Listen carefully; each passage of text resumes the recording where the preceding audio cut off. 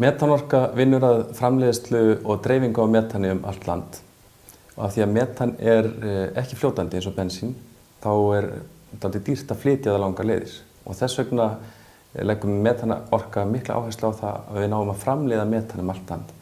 Og það eitt af stóru verkefnunum okkar, það metankortið sem við sjáum hérna fyrir aftan okkur. Og hér erum við að reyna að kortleggja alla helstu staði þar sem nógu mikið af lífrænu hráefni til þess að standa undir framleiðslukostnaði. Og okkar draumur að það verði hægt allt land, þannig að metanbíla eigendur geti alls staðar fyllt á bílana sína í öllum landsfjórðungum. Annað stórt verkefni sem við erum að vinna, það að lækka stofn- og rekstrarkostnað við svona lítil metanorkuver. Og þar hefur okkur orðið dálítið vel ágengt og við vonumst til þess að það verði til þess að fjölga enn þeim stöðum þar sem verður hagkvæmt að framleiða metanið.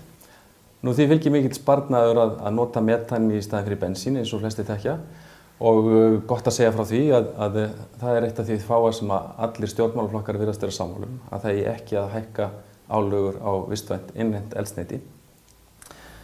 En þessu fylgir líka mikill sparnaður fyrir þjóðarbúið af því að í staðinn fyrir að gjaldeyri fari úr landi til þess að borga olíu, þá fer hann í að byggja upp framleiðslu á vistvænu innlendu eldsneyti.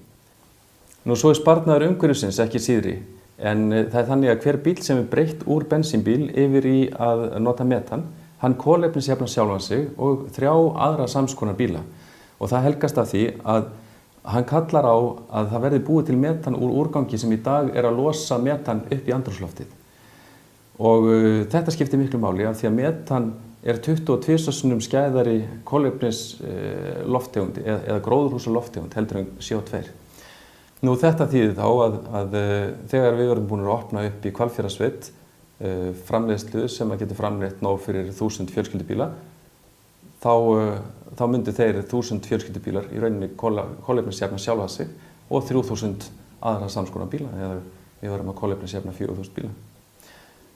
Það má lengi halda áfram. Það má til dæmis tala það hvað áburðurinn sem við notum eða lífræna hráefnið sem við notum verður að betri áburði. Að úrgangur sem við erum í dag að urða, sem auðvitað í rauninni bannað, hann nýtist til þess að búa til áburð, þannig við þurfum miklu minna að flytja inn af tilbúnum áburði, getum notað lífrænan áburð og farið í lífræna framleiðslu.